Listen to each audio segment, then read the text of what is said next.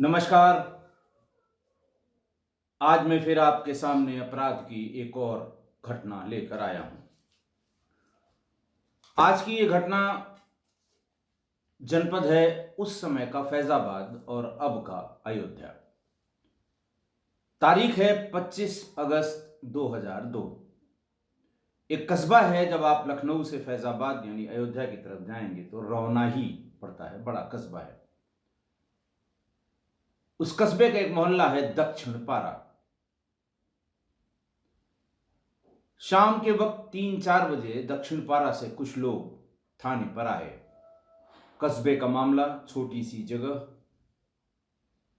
साइकिलों से या दूसरे साधन से आए और उन्होंने बताया कि दक्षिण पारा के बाग में जो कुआं है उसमें 2 बच्चों की लाश उतराती हुई दिखाई दे रही है। बच्चों की बात थी, लाश थी और कुएं में थी। इंस्पेक्टर पूरी फोर्स को लेकर तत्काल वहां पहुंचे। उन्होंने देखा कि बिल्कुल सही बात है। झांकने पर उसमें कम से कम उम्र के 2 बच्चों की लाश तैरती हुई दिखाई दे रही थी। सरफरेंस उसका कम था, यानी सकरा कुआं था। गांव के लोग जो कुएं में उतरते हैं, एग्जैक्टली उनको गोताखोर तो नहीं कहते हैं, लेकिन वो एक्सपर्ट होते हैं। उनको उतारा गया। रस्सियों के सहारे 2 बच्चों का शव बाहर निकाला गया। तब तक इन बच्चों की मां सुषमा, जिसकी उम्र करीब 35 वर्ष थी, वो भी मौके पर आ गई। उसने पहचाना कि ये उसके बच्चे हैं और उसने बताया कि मेरे पति, जिनका नाम सुनील कुमार तिवारी है, अपने 4 बच्चों के साथ कल दोपहर खेत में गड्ढे से खाद निकालकर खेत में डालने के लिए गए थे, अपनी साइकिल लेकर। शाम को वो नहीं आया और खासकर खाना खाने के समय। तब से मैं इसको, इन लोगों को मोहल्ले में और आसपास के खेतों में, गांव में ढूंढ रही हूं।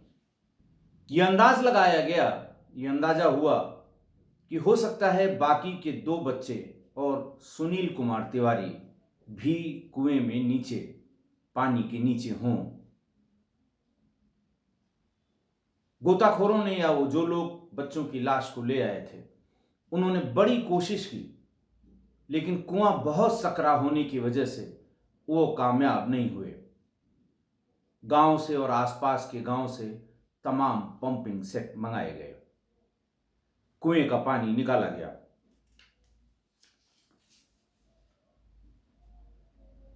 और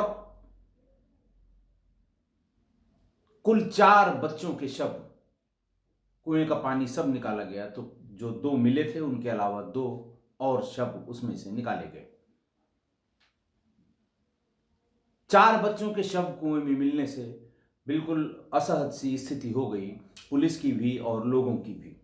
सूचना मिलते ही उस समय के एसएसपी फैजाबाद श्री प्रशांत कुमार, जो अब एडीजी लॉ एंड ऑर्डर हैं यूपी में, और उस समय के डीआईजी फैजाबाद रेंज श्री एकेडी द्विवेदी, ये दोनों लोग भी मौके पर पहुंच गए। लोगों की बात सुनी, बच्चों की मां से बातचीत की। सबका अंदाज यही था कि बाकी के दोनों बच्चे, सुनील कुमार तिवारी और उनकी साइकिल, ये सब उस कुएं में मिलने चाहिए, लेकिन नहीं मिले। बच्चों के शवों को, 4 बच्चों के शवों को बाहर निकाला गया। इसमें सबसे बड़ी बेटी रूबी रानी, जिसकी उम्र करीब 11 वर्ष, चुन्ना उर्फ नन्ही, इसकी उम्र करीब 2 साल, मनीष, जिसकी उम्र करीब 4 साल, और आनंद, जिसकी उम्र करीब 8 साल थी। ये 4 बच्चों के शव निकाल लिए गए। सुनील तिवारी का पता नहीं लगा कि वो आखिर कहां चला गया। 26 अगस्त 2002 को उत्तर प्रदेश की विधानसभा में इस घटना को लेकर बहुत हल्ला गुल्ला हुआ। विपक्ष के लोगों का आरोप था कि ये सब भुखमरी के कारण हुआ है और इसी भुखमरी की वजह से किसी ने या बच्चों के बाप ने इन्हें कुएं में फेंक दिया ताकि वो भूख से बच सकें। जिस समय ये हल्ला गुल्ला विधानसभा में चल रहा था, उसी समय पुलिस ने आनन फानन में ग्राम प्रधान से एक तहरीर लेकर बच्चों के पिता सुनील कुमार तिवारी के विरुद्ध 4 बच्चों की हत्या का एक मुकदमा भी लिख दिया। और इस हल्ले गुल्ले या इस हल्ला गुल्ला या विधानसभा के शोर शराबे का जवाब देते समय उस समय के सरकार के संसदीय कार्य मंत्री श्री सुखदेव राजभर ने इसका जवाब दिया। जवाब में उन्होंने बताया कि बच्चों के पिता सुनील कुमार तिवारी भांग का नशा किए हुए थे, भंगेड़ी थे, और भांग के नशे में उन्होंने चारों बच्चों को कुएं में फेंक दिया। भूखमरी, भूख या इस तरह की कोई बात नहीं है। विपक्ष इस पर जबरदस्ती आरोप लगा रहा है सरकार पर। अब ये भांग की बात कहां से आ गई, कैसे वो भंगेड़ी हो गया, कैसे उसने नशे की हालत में उन सबको कुएं में फेंक दिया, ये किसी की समझ में नहीं आया। लेकिन सरकार का जवाब था, और शायद सरकार के इसी रुख को भांप के फौरन बच्चों के बाप के खिलाफ हत्या का मुकदमा लिख दिया गया था। खैर, कुछ दिनों बाद सुनील की भी गिरफ्तारी हो गई, थाने पर लाया गया। पूछा गया कि भाई तुम्हारे बच्चे थे? उसने कहा साहब मेरे ही बच्चे थे। क्यों मार दिया इनको? उसने कहा साहब क्या था, क्या करता, अपनी आंखों के सामने भूख से तड़पते हुए बच्चों को मैं देख नहीं सकता था। मेरे पास कोई चारा नहीं था सिवाय इसके कि मैं इनको कुएं में डाल देता। उसने बताया कि वो एक प्राइवेट सिक्योरिटी गार्ड की नौकरी करता है। प्राइवेट सिक्योरिटी एक बहुत बड़ा इस समय सेक्टर है, बड़ा बिजनेस है। इसमें 2 तरह के गार्ड होते हैं, आर्म्ड गार्ड और अनआर्म्ड गार्ड। बैंकों में और आपके एटीएम मशीन्स पे आर्म्ड गार्ड रिक्रूट किए जाते हैं। ये बहुत बड़ी संख्या में सिक्योरिटी एजेंसीज होती हैं जो लोगों को रजिस्टर करती हैं, जो इस तरह से गार्ड की नौकरी करना चाहते हैं, और फिर जहाँ जहाँ से डिमांड आती है उनको वो गार्ड सप्लाई किए जाते हैं। उस समय में आर्म्ड गार्ड की तनख्वाह 5,000 रुपये और अनआर्म्ड गार्ड की तनख्वाह करीब 4,000 रुपये थी। आज की तारीख में ये बढ़ के 15,000 और 12,000 हो गई है। 19-20 का फर्क होगा अलग अलग जिलों में। बड़े जिलों में हो सकता है थोड़ा ज़्यादा हो, लेकिन लगभग इसी रेंज में इनकी तनख्वाह होती थी। उसने बताया कि वो नौकरी कर रहा था, ठीक से कर रहा था। इसी बीच में परिवार में उससे और उसके छोटे भाई सुशील तिवारी में विवाद हो गया। विवाद हुआ संपत्ति के बंटवारे को लेकर। लोगों ने बीच बचाव किया और संपत्ति का बंटवारा कर दिया गया। छोटे भाई सुशील तिवारी के हिस्से में उसका परिवार और पिता राम भरत तिवारी, जो हरियाणा में जगाधरी में किसी कंपनी में नौकरी करते थे, वो उनके हिस्से में आए। और सुनील कुमार तिवारी के हिस्से में उनकी मां भानुमति, पत्नी सुषमा, खुद और 4 बच्चे हैं। वो मकान जिसमें वो रहता है वो उसके हिस्से में था, और बहुत थोड़ी सी जमीन उसी मकान के आसपास उसके हिस्से में आई। छोटा भाई अपने हिस्से की जमीन जायदाद बेचकर कहीं चला गया। पिता ने भी किसी भी तरह की आर्थिक मदद करने से इनकार कर दिया। सुनील तिवारी बताता है कि मां की तबीयत बहुत खराब हो गई और उसके इलाज के लिए, और 2 बच्चे जो 10-12, एक 11 साल का था और एक 8 साल का, इन दोनों की पढ़ाई के लिए भी मुझे वहीं कस्बे के जो सूदखोर हैं, जो सेठ लोग हैं, उनसे कर्ज लेना पड़ा। थोड़े थोड़े कर्ज के बाद वो कर्ज की राशि बहुत हो गई, और अब वहाँ मोहल्ले में और कस्बे में कोई भी उसको कर्ज देने को तैयार नहीं था, क्योंकि उसके पास कोई आमदनी का जरिया नहीं था। जो 4,000 रुपए मिलते थे, उसमें से 2,500-3,000 रुपए जो कर्ज में ब्याज के रूप में वसूलने के लिए उसके दरवाजे खड़े हो जाया करते थे लोग, उनको दे दिया करता था। 1,000-1,500 रुपए में वो महीने भर खुद, पत्नी, माँ और बच्चों के लिए खाने पीने का, पेट भरने का इंतजाम करता था। घटना वाले दिन उसने बताया कि एक दिन पहले घर में जो कुछ भी बचा था उससे खाना बनाया गया, लेकिन वो पूरे परिवार के लिए पर्याप्त नहीं था। बच्चे लगभग भूखे सो गए। बच्चों को बताया कि सवेरे हम लोग कुछ काम करने चलेंगे, उससे पैसा मिल जाएगा और फिर उसी पैसे से हम बाजार से कुछ खरीद कर लाएंगे और पेट भर खाना खाएंगे। उसने बताया कि फिर बच्चों को सवेरे ही मैंने तैयार किया कि चलो गड्ढे में से खाद निकाल कर हम साइकिल से किसी खेत में डालेंगे, दोपहर तक कुछ न कुछ मजदूरी मिल जाएगी और फिर उस मजदूरी से हम कस्बे में कुछ खरीद लाएंगे, माँ तुम्हारी खाना बना देगी, तुम लोग खाना खा लेना। सवेरे सवेरे 7 बजे से ही उसने गड्ढे से वो खाद, गोबर की खाद होती है, गड्ढे से खाद निकाल कर खेतों में फेंकना शुरू किया। बताने लगा कि 3-4 चक्कर के बाद ही बच्चों ने कहा कि भूख बहुत लगी है। मैं परेशान हो गया।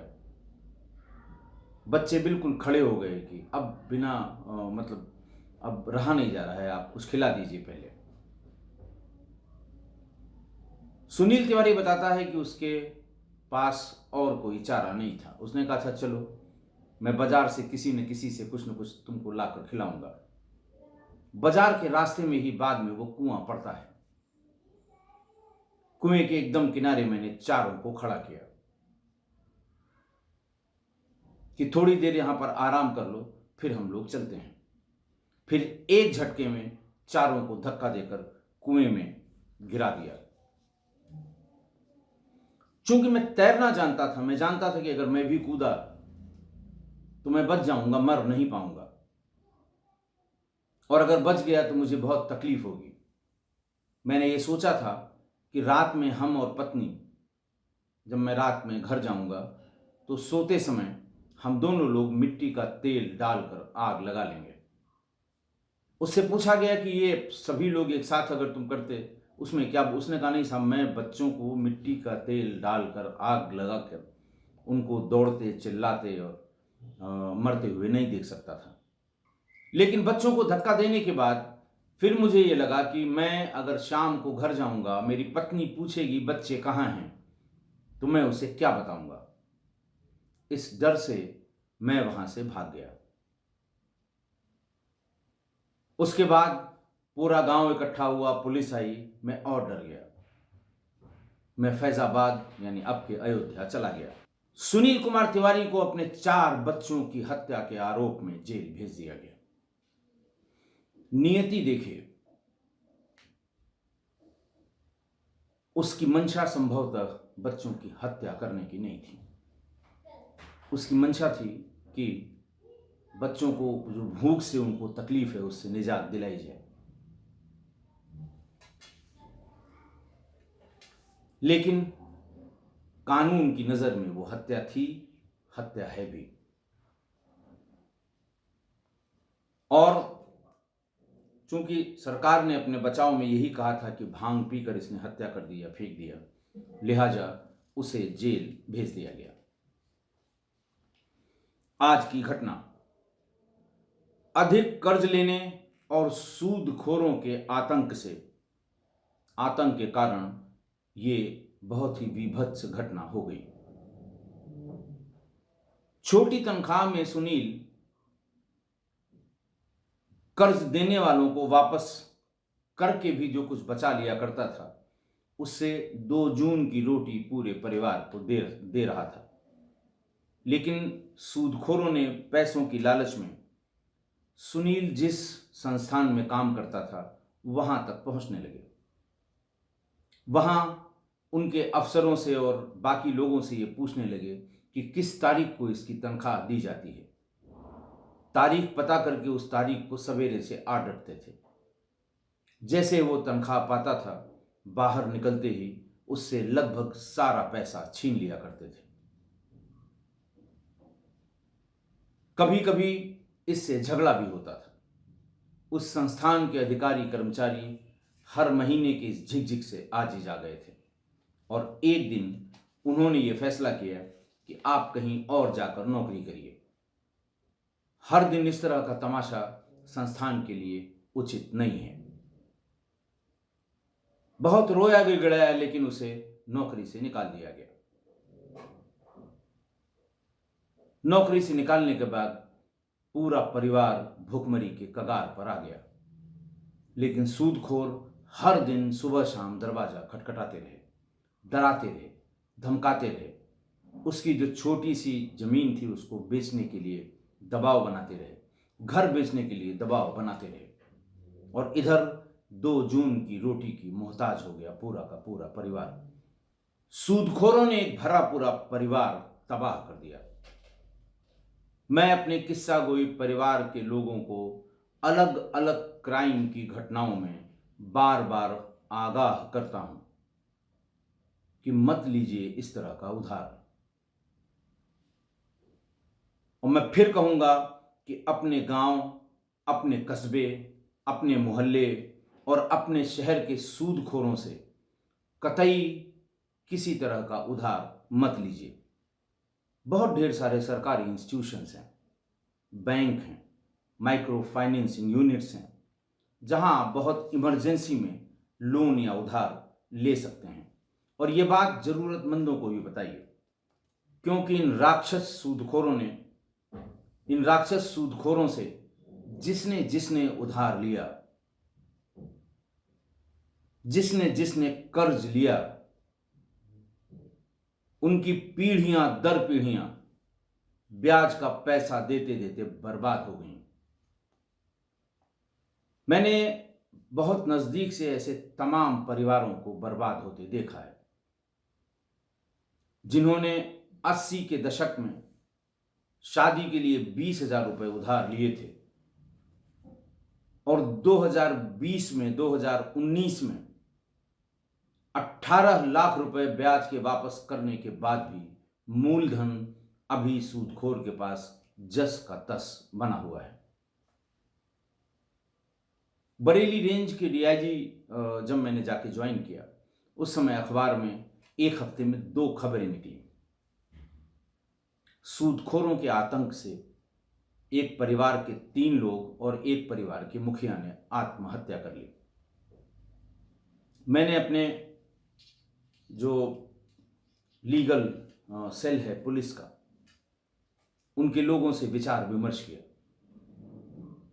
कि इसमें सजा का क्या प्राविधान है, मनी लैंडिंग एक्ट में हम इन पर कितना शिकंजा कस सकते हैं। एक डिटेल्ड इंस्ट्रक्शंस अपने 4 जिलों के लिए जारी किया, क्योंकि म्यूनिसिपैलिटीज के जो कर्मचारी हैं, खासकर सफाई कर्मचारी, रेलवेज के जो कर्मचारी हैं, छोटी छोटी फैक्ट्रियों की यूनिट के जो कर्मचारी हैं, जो बहुत कम तनख्वाह में अपना गुजारा करते हैं, वो शादी ब्याह में जरूर इन सूदखोरों के चंगुल में फंस जाते हैं और वो तनख्वाह के दिन सारा पैसा, तनख्वाह जैसे ही विंडो से लेकर वो निकलते हैं वैसे ही उनसे छीन लेते हैं। हालांकि अब पिछले 3-4 सालों में, 5 सालों में तनख्वाह उनके अकाउंट में ट्रांसफर करने की बाध्यता हो गई है, लेकिन फिर भी नया तरीका सूदखोरों ने भी निकाल लिया है।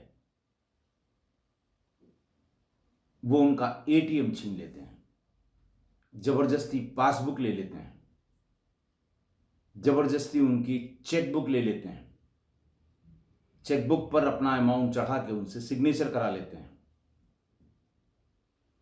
और यह हर शहर की, हर कस्बे की कहानी है। बड़े शहरों में तो लोग न इनके पास जाते हैं, न इनके पास वो साधन है, बड़े शहरों में लोग बैंकों से और बाकी इंस्टीट्यूशन से इस तरह का कर्जा लेते हैं, और कर्जा लेने वाले जो इस तरह के प्रोफेशनल कर्जा लेने वाले हैं वो हजार हजार करोड़ का कर्जा ले रहे हैं। और गांव का ये गरीब आदमी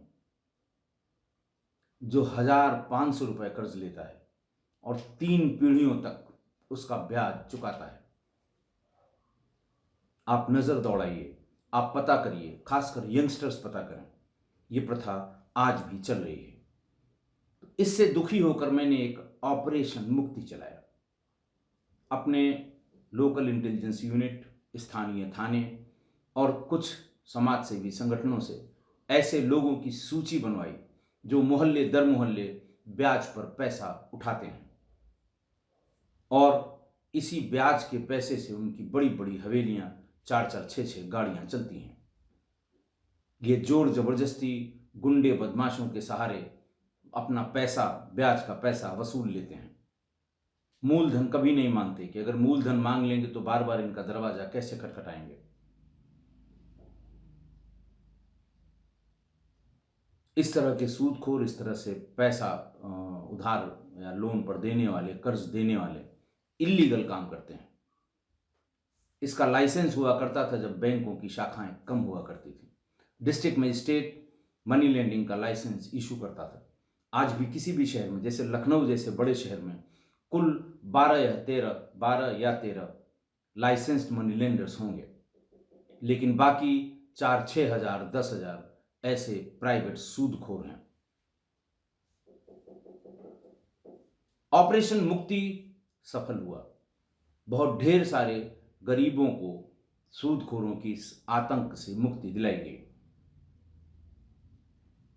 जब ये सक्सेसफुल हुआ तो यूपी पुलिस ने अपने ट्विटर हैंडल पर ऑपरेशन मुक्ति के संबंध में एक वीडियो भी जारी किया और प्रदेश के सभी जिलों में इसे लागू करने की अपील की।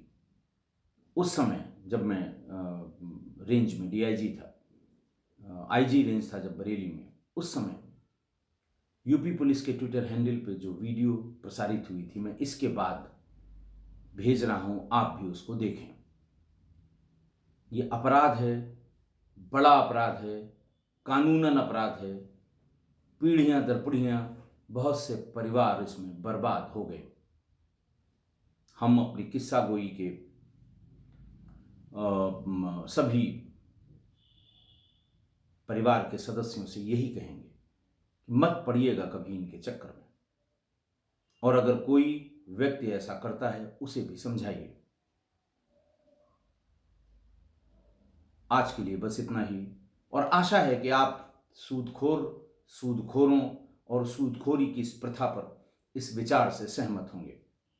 सहमति या असहमति की दशा में आप कमेंट जरूर करें। आज के लिए बस इतना ही, बहुत बहुत धन्यवाद। मुझे पैसे की जरूरत है। कहाँ है जमीन? ओ सच, कागज। अच्छा ये है।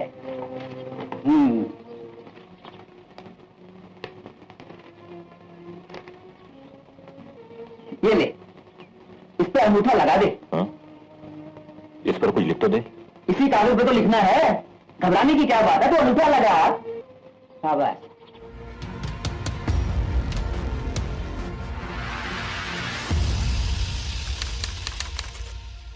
सूदखोर के खिलाफ पुलिस लगातार कार्रवाई कर रही है।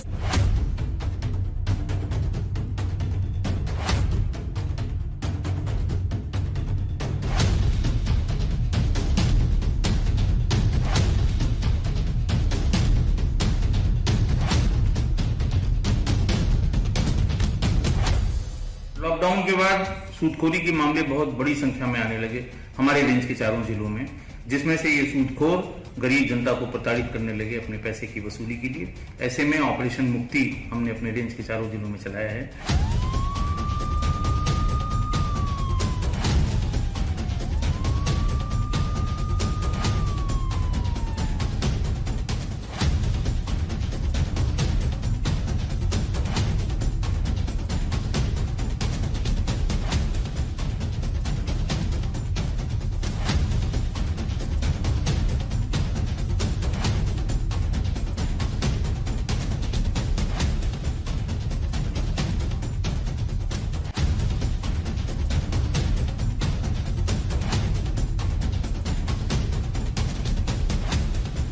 आज मुक्ति अभियान के बारे में पता चला तो मैंने मुकदमा लिखाया है मुक्ति अभियान के अंतर्गत। अब मुझे न्याय की उम्मीद है कि मुझे न्याय मिलेगा।